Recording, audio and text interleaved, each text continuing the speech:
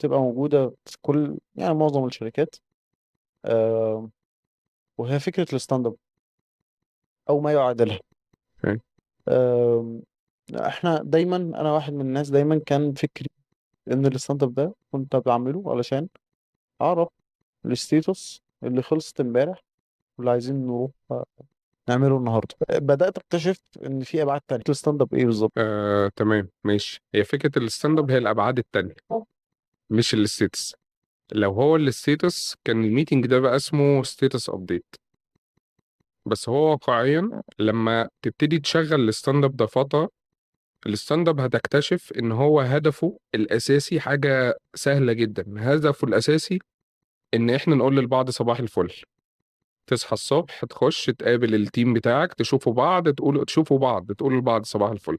طبعا القصص بتاعت الكورونا والفيلم ده سنة صعبت القصة دي، بس على الأقل بنتقابل في ميتنج ما في وقت ما في بداية يومنا خالص، بندخل نصبح على بعض عاملين إيه الأخبار.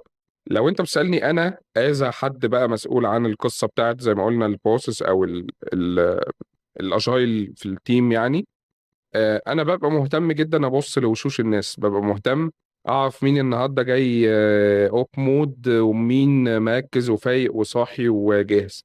ليه؟ ده بيساعدني في بقية اليوم في إنه لو أنا عرفت في الستاند أب إن الشخص ده متضايق بسبب ما، ونكشته بعد الستاند اب كده واكتشفت إن عنده مشكلة مثلا في البيت، ومش محتاج أضغط عليه بقى طول اليوم، مش محتاج أقعد أقول له دي هتخلص إمتى ودي هتعمل إيه ودي ما خلاص يعني.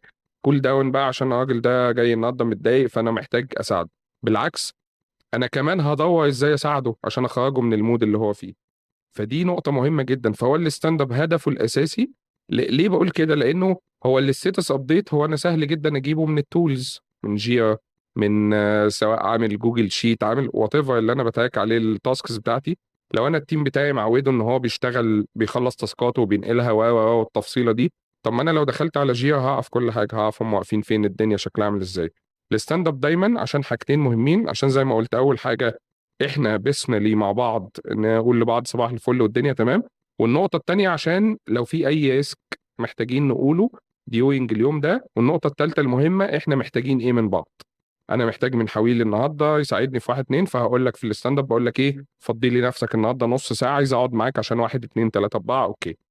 فهو it's more about alignment بيننا وبين بعض أكتر من status update.